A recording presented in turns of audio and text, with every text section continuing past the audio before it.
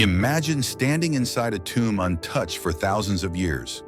Your flashlight catches the glint of a golden death mask, its lifeless eyes staring back at you, hiding secrets its makers never wanted revealed.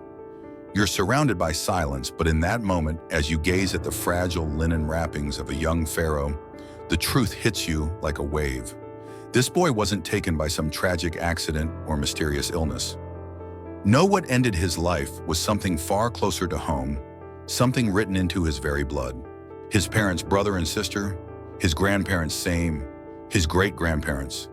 You guessed it, brother and sister. Every heartbeat, every breath this young king took was a battle against the damage passed down by generations who thought they were protecting something sacred. Can you picture growing up believing you're a living God chosen by the heavens, and yet your body is your greatest enemy? Your spine twists and aches.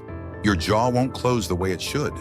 By 16, you need a walking stick just to move through your palace. The servants whisper behind closed doors about the curse on your family's bloodline.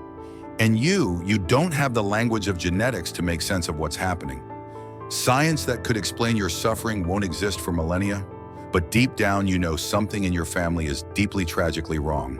Your parents and grandparents, they see your pain and call it a sign of divinity. They convince themselves that keeping the bloodline pure is worth any cost. Children die young, they call it the God's mysterious will. Your life and the lives of those before and after you become part of a nightmare disguised as paradise. And here's the shocking part, this isn't some story I'm making up. For over 3,000 years, the rulers of ancient Egypt, the pharaohs, created their own downfall through this exact practice. They believed their blood was divine, too holy to mix with common people.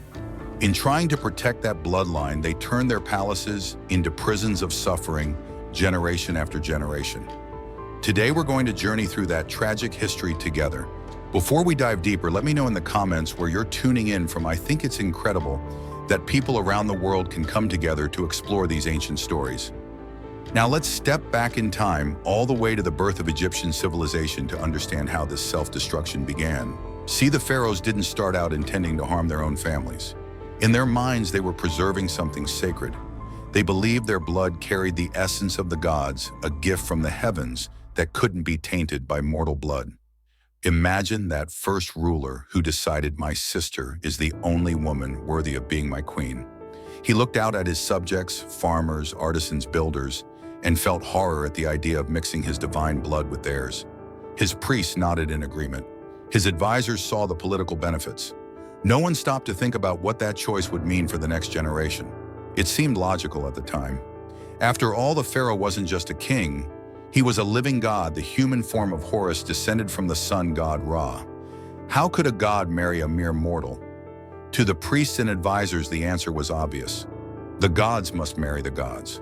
Brothers must marry sisters. The bloodline must stay pure. But what started as religious devotion turned into a dangerous obsession. Royal siblings grew up believing that marrying each other wasn't just normal, it was necessary. They were told that their blood carried the very power of Ra, and that mixing it with outsiders would bring disaster. So generation after generation, they kept making the same choice, never realizing the price their children would pay. At first, maybe it didn't seem so bad. A child with a slightly irregular jaw, another with some unusual facial features. The priest would declare these as signs of divine blessing. But the damage was building slowly but surely. Like silt piling up in the Nile, it accumulated layer by layer until the very foundation of the royal bloodline was poisoned. What began as an attempt to protect their godhood became the engine of their destruction. But it happened so gradually, no one could see the bigger picture. A royal baby born with a club foot, a gift from the gods. A prince who died at 20, called home early to serve in the afterlife. A princess who couldn't have children, chosen for a higher spiritual purpose. Every tragedy, every genetic flaw was explained away as divine will. And that's the heartbreaking part. The Egyptians were brilliant. They built wonders like the pyramids that still stand today. Their knowledge of math and engineering amazes us even now. They created one of the world's earliest writing systems, but they couldn't see what was happening to their own families because their beliefs blinded them. Court doctors noted strange illnesses, young deaths, deformities, but they never linked it to the marriages that were causing it all. The evidence was right in front of them, written in their own tombs and monuments. but faith in divine blood made them look the other way. Every royal nursery, every marriage, every prayer for the next heir was part of a ticking time bomb. What they thought would keep their families divine only made them human in the most tragic way imaginable. And nowhere was that tragedy clearer than in one dynasty that pushed this inbreeding to its most extreme and most visible conclusion. In the burning heat of 14th century BCE Egypt, a royal family rose that took this genetic isolation to terrifying levels. And it all starts with a figure who would go down in history as both a religious revolutionary and one of Egypt's most unusual pharaohs. Born in 1353 BCE, this boy would grow up to become Akhenaten, the heretic king who turned his back on Egypt's gods. But before he became a ruler who changed his nation's religion, he was a child trapped in a body that exposed the true cost of royal inbreeding. His skull stretched long and thin like soft clay pulled too far. His hips were wide, almost feminine in shape. His chest developed small breasts no matter how finely tailored his royal robes. Everyone could see something wasn't right. Servants lowered their gaze. Courtiers chose their words with care. The polished bronze mirrors reflected a boy who looked nothing like the strong, perfect god kings carved on temple walls. His walk was awkward. His voice didn't sound like the voices of the pharaohs before him. Other royal children watched him with fear and pity. The palace became a stage where everyone pretended nothing was wrong, even as the truth stood before them. His parents themselves, the product of generations of sibling marriage, convinced themselves their son's deformities were marks of divine favor. The gods, after all, work in mysterious ways. When this prince finally took the throne, he did something no other pharaoh had dared. He ordered artists to show the royal family as they truly were. For the first time in Egypt's long history, the official artwork didn't hide the truth. The statues and paintings from Akhenaten's reign show the royal family with elongated skulls, narrow faces, wide hips, and protruding bellies. The figures look almost alien to our modern eyes, but they weren't artistic fantasies. They were raw, honest records of what generations of royal inbreeding had done. Historians today call it an artistic revolution, but really it was more of a cry for honesty. Akhenaten was done pretending. If his body was the image of the gods, then surely the gods looked like him, deformed, fragile, strange. His reign's art is haunting because it reflects a family trying to find dignity in what their ancestors' choices had left them. You see it not just in Akhenaten himself, but in his wife Nefertiti and their daughters. The same elongated heads, the same unusual body shapes. These weren't artistic flourishes, they were the reality the royal family lived with every day. And behind the grand walls of Akhenaten's new city Amarna, that reality became impossible to hide. Akhenaten had moved his court away from the traditional power centers, trying to start fresh with his new god Aten. But no new god could undo the damage already done. His children carried the same genetic burdens. Court records suggest sons who died young and daughters who struggled with the same deformities. The palace was filled with the weight of unspoken truths. Artists kept painting, priests kept chanting, and everyone kept pretending this was all part of some divine plan. But deep down you have to wonder, did Akhenaten realize the gods weren't to blame? Did he ever suspect that what plagued his family came not from the heavens, but from the choices made in palace bedrooms generation after generation? When Akhenaten died, his revolution crumbled. The priests of the old gods swept back into power. His city was abandoned, left to be swallowed by the desert. His name was chiseled off monuments, his memory cursed by those who wanted to erase his rebellion. But the damage done to the bloodline didn't disappear. The genetic legacy of sibling marriage lived on in his son, a boy who would become one of the most famous pharaohs in history, not for what he did in life, but for what his tomb revealed after death. That boy was Tutankhamun. Born around 1341 BCE, he came into the world already carrying the heavy burden of his family's choices. By age 9, he was king, but behind the golden mask, he was a child in constant pain. His left foot was twisted inward, what we'd call a club foot today, making every step a struggle. His spine curved unnaturally, forcing him into positions that made even sitting on his throne uncomfortable. His chest was misshapen, his breathing labored, his immune system weak. He needed walking sticks just to move across a room. More than 130 of them were buried with him, not as symbols of authority, but as daily tools for survival.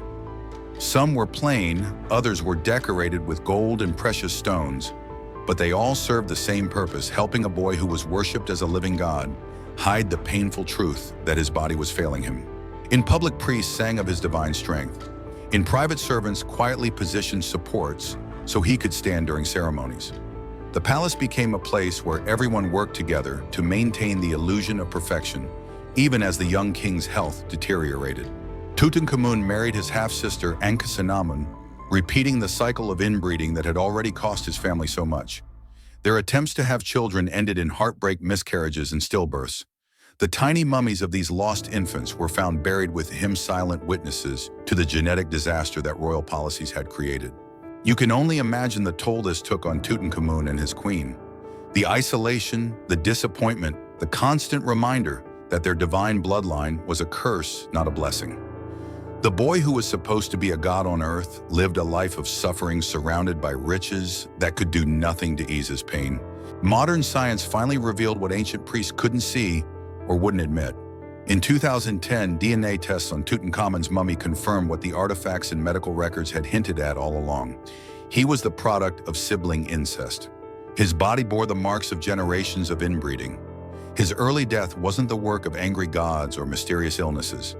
It was the inevitable result of centuries of genetic isolation. You'd think that the tragedy of Tutankhamun would have been a wake-up call, a lesson to future rulers about the dangers of inbreeding. But history doesn't always learn its lessons the first time, or the second, or even the third. Because after Tutankhamun's short, painful reign, Egypt would once again fall under the rule of foreigners, and those new rulers would repeat the very mistakes that had brought so much misery before. Fast forward to 323 BCE, Alexander the Great dies and his empire shatters. One of his generals, Ptolemy, takes Egypt as his prize. And what does he do? Surrounded by the ancient temples and tombs of the pharaohs studying the carvings that glorified royal siblings marrying each other, he decides this must be the secret to holding power in Egypt. And so begins the Ptolemaic dynasty, a 300-year chapter of history where the foreign rulers of Egypt perfected royal inbreeding like never before. Brother marries sister, their children marry each other, and the pattern repeats generation after generation. The royal family tree becomes a tangled knot with the same names showing up again and again. Cousins, siblings, parents, children all blending into a single genetic mess. Imagine what that did to the children born into this system. Raised together as siblings, playing together as kids, then forced into marriage as teenagers. The psychological damage must have been immense. These weren't distant political marriages between strangers. These were deeply personal, twisted into tools of power. By the time the dynasty neared its end, the family's genetic legacy was as fragile as ever. And into that legacy was born one of history's most famous figures, a woman whose name still echoes today, Cleopatra. But the truth behind the myth of Cleopatra is far more complex and far more tragic than the legends suggest. She's remembered as a stunning beauty, a queen who captured the hearts of Julius Caesar and Mark Antony. But after 250 years of concentrated inbreeding, it's likely that Cleopatra's physical appearance bore the marks of her family's genetic struggles. The pronounced facial features, the potential jaw irregularities, the subtle signs of a bloodline stretched thin by centuries of sibling marriage. Her beauty may have been less about her looks and more about her intelligence, charm, and political skill traits that somehow survived the genetic destruction that had claimed so much else. Her relationships with Caesar and Antony weren't just about politics or power. They were acts of genetic desperation, attempts to introduce fresh blood into a poisoned lineage. The children she had with these Roman leaders represented hope. Hope that the cycle of destruction could finally be broken. But history had other plans. The hope Cleopatra had for her children, hope that new blood would heal centuries of damage, was short-lived. The brutal politics of Rome crushed that hope before it could take root. Octavian, the man who would become Emperor Augustus, saw Cleopatra's children as threats. These royal heirs, stronger and healthier than any born in Egypt for generations, were seen not as a fresh start, but as dangers to his rise. And so one by one they were eliminated. The dream of saving Egypt's royal bloodline died with them. And Cleopatra, she chose death over humiliation. In 30 BCE, with Octavian's forces closing in, she ended her life, according to legend, with the bite of a venomous snake. In that moment, she didn't just end her reign, She brought an end to a 300-year genetic experiment in destruction. A bloodline that had once ruled with divine authority had finally run out of time. The gods hadn't taken them down, biology had. The tragedy of Cleopatra and her ancestors is heartbreaking, not just because of their personal suffering, but because of how avoidable it all was. The Macedonian Greeks who ruled Egypt weren't even Egyptian. They had started as outsiders. But the lure of Egyptian tradition, the allure of god kings and pure blood, was too strong. They came as conquerors, but they left as victims of the very system they tried to imitate. Egypt, in a way, had conquered them. And here's the thing, this pattern wasn't unique to just one dynasty. Across Egypt's long history, the same cycle played out over and over. Periods of intense inbreeding followed by times when fresh blood came in through foreign marriages. Every time a dynasty rose to power, they became obsessed with purity. Every time that obsession planted the seeds of their downfall. You can see the evidence in the tombs. The mummies tell the story as clearly as any scroll or monument. Deformed jaws, elongated skulls, fragile bones, infants buried with their royal parents too weak to survive even the first year of life. From the earliest pharaohs to the last queen, the signs are there. Each stone in those ancient pyramids, each golden mask in those hidden tombs, whispers the same warning: purity is not strength. Diversity is.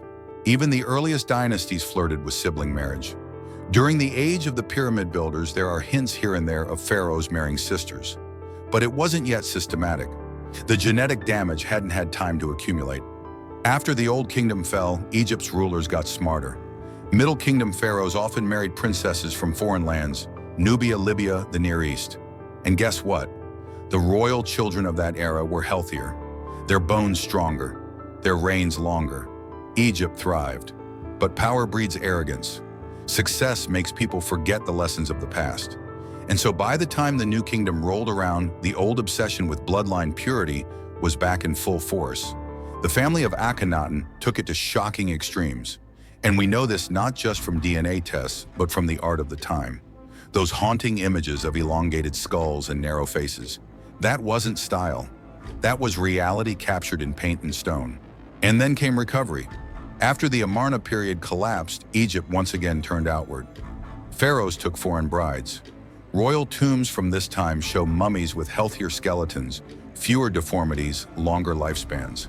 For a while, Egypt's rulers escaped the genetic trap. But the cycle wasn't done. When Alexander's successors took over, they brought the old ideas back with a vengeance. The Ptolemies didn't just imitate Egyptian royal customs, they doubled down. For 300 years, they turned sibling marriage into policy, locking their bloodline into the same destructive path that had doomed the pharaohs before them. And what did it all lead to? Generation after generation of rulers, more and more fragile, both physically and politically. The dynasty that had started with conquest ended in collapse, not because of external enemies, but because of what they'd done to themselves. Think about what life must have felt like for those royal children. Waking up each morning in a palace filled with gold and marble, surrounded by servants who call you divine. But before you even leave your bed, your back aches. Your jaw hurts just from chewing a piece of bread. Your legs don't work the way they should. You're worshipped as a god, but you feel more fragile than the farmers working in the fields outside your palace walls. These kids couldn't play with other children, couldn't form real friendships, couldn't escape the golden prison of their bloodline. Their only companions were siblings who shared their genetic burdens, cousins who would later become spouses. It must have been like living in a world where every face you saw was a distorted mirror of your own. And for the royal women, the nightmare didn't end there. Every pregnancy was a gamble. Would the child be born alive? Would it survive long enough to take its first steps? Or would it be another small, silent mummy buried in a royal tomb? The records hint at the toll this took queens who withdrew from public life after losing child after child. Women who turned to wine and opium to dull the pain. Families who, despite all the signs, kept making the same choices over and over. Today, modern science gives us the answers that the ancient world couldn't see. We know that when siblings have children, there's a 1 in 4 chance that their child will inherit 2 copies of a harmful gene. In a diverse population, that risk is low. But when every generation marries within the family, those harmful genes pile up. The debt keeps growing, and eventually the bill comes due. The art from ancient Egypt shows us this progression. What began as a slightly unusual jaw becomes over generations a severe deformity that makes eating difficult. What started as the occasional infant death becomes routine loss, with royal mothers mourning child after child. The spiral of destruction speeds up until the royal family can no longer hide the damage. What's most haunting is that the pharaohs believed they were preserving something sacred. They thought they were guarding the divine, but in truth, they were running the world's longest and most tragic experiment in genetics, an experiment that turned their palaces into places of suffering and their god kings into victims of their own choices. And this pattern didn't just happen once. It repeated across the centuries. Moments of genetic isolation followed by recovery, and then the same mistakes all over again. The Old Kingdom dabbled in sibling marriage. The Amarna period took it to the extreme. Later dynasties married outsiders and Egypt grew stronger. Then the Ptolemies came, and the cycle began again. Each time the lesson was the same: diversity brings strength, isolation brings ruin. But each time the rulers forgot or refused to listen. It's easy for us to look back now and wonder how they couldn't see it. How could generation after generation of rulers ignore what was happening right before their eyes? The answer, like so many things in history, comes down to power. Power blinds. The more secure a dynasty became, the more it believed that its bloodline was too precious to mix with outsiders. And once that idea took hold, it became almost impossible to break free from it. Each new ruler inherited not just a throne, but the weight of expectation, the demand that they protect the purity of the bloodline at all costs. Political strength turned into genetic arrogance, and that arrogance paved the way for collapse. The evidence of these choices is everywhere in Egypt's royal tombs. The mummies tell the story clearly: the deformed jaws, the elongated skulls, the fragile bones. They are history's most silent but powerful witnesses to what happens when ideology wins out over science, when pride is placed above health. Even in the earliest dynasties, we see glimpses of the dangers ahead. The pyramid builders of the Old Kingdom sometimes married their sisters, laying the first stones of a genetic foundation that would one day crack. But the real damage took centuries to build up. When the Old Kingdom fell, the Middle Kingdom pharaohs learned from the past, at least for a time. They welcomed foreign brides, strengthened their bloodlines, and Egypt thrived. But as always, success bred overconfidence. The New Kingdom rulers believed they were untouchable. Pharaohs like those of the Amarna period turned inward again, retreating into their own bloodline, convinced that divine blood must stay pure. And so the cycle of damage resumed. The art of that era shows us what happened in real time: the elongated heads, the strange body shapes, the features that couldn't be hidden anymore. Later dynasties would try to reverse course. They married Nubian queens, Libyan princesses, women from the Near East. For a while, things got better. The genetic diversity brought new strength. The tombs from these centuries show rulers with stronger bones, healthier bodies, longer lives. But then came the foreign rulers, and the old obsession returned. When the Macedonian conquerors arrived, they brought with them their own ideas of royal purity, but Egypt's traditions only encouraged them. The Ptolemies looked at Egypt's ancient carvings, the gods marrying their sisters, the pharaohs preserving their divine blood, and decided to do the same. And so began the final, most extreme chapter in Egypt's genetic tragedy. For 300 years, the Ptolemies perfected the practice of royal inbreeding, turning Egypt's throne into a seat of suffering. It wasn't just a political mistake. It was a human tragedy repeated in palace bedrooms and royal nurseries, generation after generation. Picture what daily life was like for these rulers. Imagine waking up in a palace filled with gold and marble, with servants who call you divine at every turn. But before you can even sit up in bed, your back screams with pain. Your jaw aches from chewing your morning meal. Your legs are so weak or deformed that walking across the room takes all your strength. These rulers were worshipped as gods, but inside they were as vulnerable or more vulnerable than the humblest farmer working under the Egyptian sun. Royal children couldn't play like normal kids. They couldn't form real friendships, couldn't run, couldn't hide. They were trapped inside bodies that betrayed them at every turn. And the only people they were allowed to marry were the very relatives who shared their genetic burdens. Their world was a hall of mirrors, each reflection showing the same flaws, the same inherited weaknesses. For royal women, the tragedy was compounded. Every pregnancy was a roll of the dice. Would this child be born alive? Would it be healthy, or would it be another small coffin in the royal tombs, another silent victim of the bloodline's curse? We see hints of the emotional cost in the records queens who disappeared from public life after losing child after child. Women who turned to wine, to opium, to anything that might dull the constant pain of loss. The ancient world had no way to understand what was happening. There was no concept of recessive genes, no science of heredity. But today we know what they could not. When siblings have children, the chances of harmful genetic traits emerging skyrocket. In a diverse population, these harmful genes are rare and usually hidden. But when the gene pool shrinks, when family marries family generation after generation, those harmful genes build up, and eventually they overwhelm the bloodline. That's what happened in Egypt again and again. The visible signs were everywhere: the deformed jaws, the elongated skulls, the fragile bodies that art tried to glorify as divine. But what we couldn't see was even worse: the internal damage. Immune systems so weak that minor illnesses turned deadly.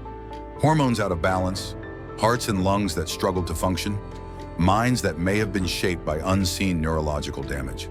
Each generation of inbreeding made the next one weaker. What began as minor irregularities became deformities that could no longer be hidden. What started as the occasional tragedy became routine disaster. And through it all, the rulers convinced themselves they were protecting something sacred. They thought they were guarding the divine, but in truth, they were setting in motion the slow destruction of everything they hoped to preserve. This was not just a single story. It was a cycle, a pattern that played out over millennia. Periods of extreme isolation, moments of recovery when rulers brought in fresh blood and the dynasty grew strong, and then inevitably the return of the old ideas. The belief that pure blood was worth any cost. The same choices, the same tragedies, over and over. And it wasn't just Egypt. The lessons of the pharaohs echoed far beyond the Nile. Throughout history, other royal families fell into the same trap. The Habsburgs of Europe, the aristocracies of many lands. Again and again, power convinced rulers that their bloodline was special. And again, biology proved them wrong. In the end, what the pharaohs left us was more than just monuments and treasures. They left us a warning. Their tombs, their mummies, their art all tell the same story. A story of human beings who tried to defy nature and paid the price. A story of people who thought they were preserving strength but who instead guaranteed their own destruction. And if we listen carefully, their voices still speak to us. From the tombs, from the sand, from the golden masks meant to hide the truth. They remind us that no amount of power, no tradition, no belief can change the laws of life. They remind us that true strength comes not from isolation, but from connection, from diversity, from embracing the wider world rather than retreating into the walls of blood and pride. So let's return one last time to that tomb where this story began. Picture yourself standing there, your flashlight casting flickering light over the golden mask of Tutankhamun. But now you see it differently. It's no longer just a symbol of wealth or divine kingship. It's a mask meant to cover the tragedy of a boy who struggled for every breath he took, a boy whose body bore the cost of decisions made long before he was born. Think of what that mask represents: the weight of generations of rulers who believed they were protecting the sacred, but who in reality sealed their family's fate. Tutankhamun wasn't just a pharaoh. He was the product of choices that placed bloodline purity above human well-being. He wasn't just a god king. He was a lesson carved in gold, preserved in the dry sands of Egypt, so that thousands of years later, we could learn from his suffering. If the pharaohs could speak to us now, what would they say? Maybe Akhenaten would warn us about the danger of confusing religious devotion with biological reality. Maybe Tutankhamun would ask us to see the person beneath the crown, a boy who never asked to be worshipped, who never wanted to be trapped by the legacy of his bloodline. And maybe Cleopatra would urge us to value love, intelligence, and strength over the illusion of purity. Their tombs are silent, but their story roars louder than any inscription carved in stone. Modern science has done what ancient priests could not. It has given us the language to understand what those rulers lived and died through. The DNA preserved in their mummies tells the tale of incest, of genetic isolation, of the price that comes when pride and power override the basic laws of life. But this isn't just a story of the past. It's a lesson that still matters today. The idea that isolation preserves strength is as dangerous now as it was then.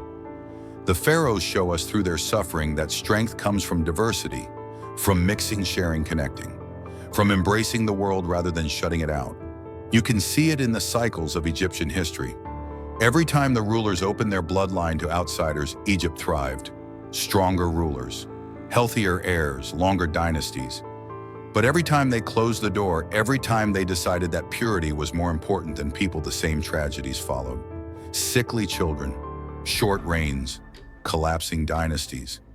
It happened over and over, as if the lesson had to be taught again and again before it could be understood. And it wasn't just about health. These choices shaped the course of empires. The obsession with bloodline purity weakened dynasties from within, making them easy targets for invaders.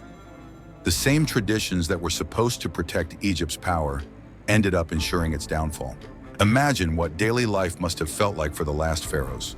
Surrounded by riches beyond imagining, yet haunted by the knowledge that their family was falling apart from the inside. Imagine the pain of royal mothers losing child after child, knowing that tradition demanded they keep repeating the same choices that caused their heartbreak. Imagine the weight carried by rulers like Cleopatra, trying to save a bloodline that had become its own worst enemy. These weren't just kings and queens. They were human beings trapped by the very systems they thought would bring them glory. They wanted to be remembered as gods, but they became our greatest teachers about the risks of isolating ourselves, whether in blood, in ideas, or in nations. Their story asks us to look at our own world, to ask where we might be making the same mistakes, where pride or fear or tradition might be leading us down paths that seem safe, but that hide danger just beneath the surface. It reminds us that the laws of nature don't care about crowns or titles or temples, that no one, not even a god-king, can bend biology to their will. And so as we step back from the tombs and monuments, as we leave behind the desert sands and the silent stone, we carry with us a powerful reminder.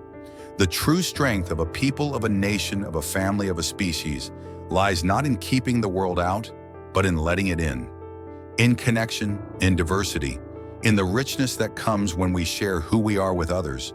That's the gift the pharaohs left us. Not the gold, not the treasures, not the grand monuments that have stood the test of time, but the lesson written in their bones, preserved in their DNA, revealed by modern science, that isolation destroys, and that life, true, strong, lasting life, thrives when it embraces the world beyond itself. Their suffering was not in vain if we listen, if we learn, if we choose a better path, a path that values health over pride, connection over isolation, love over the illusion of purity. That is the wisdom the pharaohs gave us, hard-won through centuries of tragedy. And that is the wisdom we must carry forward. So next time you see the image of a golden mask, or a statue of a god-king, or the towering columns of an ancient temple, look beyond the glory. Remember the people behind those symbols, the children who deserve better, the rulers who wanted to protect their land but ended up harming their own families. The men and women who, through their mistakes, gave us one of history's most important lessons, that our strength lies in our diversity, and that no tradition, no belief, no crown is worth the price of turning away from that truth. As we close this journey through Egypt's royal tombs and genetic history, take a moment to think about what those rulers hoped to achieve and what actually happened. They thought they were guarding something sacred, something that set them apart from the rest of humanity. They believed their bloodline connected them directly to the gods, that keeping it pure would keep their kingdom strong forever. But in the end, that same belief became the very thing that weakened them generation after generation. Look at the art they left behind. Look at the statues and paintings that show us pharaohs with narrow skulls, protruding jaws, strange proportions. These weren't symbols of divinity. They were the visible signs of what happens when we put ideology above reality. The pharaohs weren't just fighting enemies beyond their borders, they were fighting battles within their own bodies, battles they didn't even understand. And those battles were ones they could never win because they were created by the choices of their ancestors. Their palaces were filled with gold. Their tombs were lined with treasures meant to last for eternity, but no treasure could change the truth written in their bones. No amount of wealth or power could save them from the slow destruction caused by generations of inbreeding. And yet they kept going, kept marrying siblings, kept making the same choices, convinced they were doing what was right for their kingdom, for their gods, for their future. The evidence is scattered across Egypt from the earliest pyramids to the last royal tombs. Every mummy, every genealogy, every royal portrait tells the same story, that purity of blood when taken to extremes leads not to strength, but to collapse. The pharaohs thought they were preserving the divine. In truth, they were sealing their own fate. And Egypt was far from the only place where this happened. History is full of examples of rulers who made the same mistake, who thought their bloodline was too special to mix with outsiders. The Habsburgs of Europe are one of the most famous examples, a royal family that, like the pharaohs, became trapped by its own traditions and beliefs.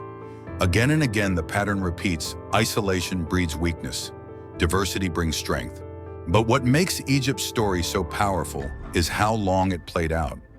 We're talking about millennia of choices, of cycles of damage and recovery, of lessons learned and forgotten.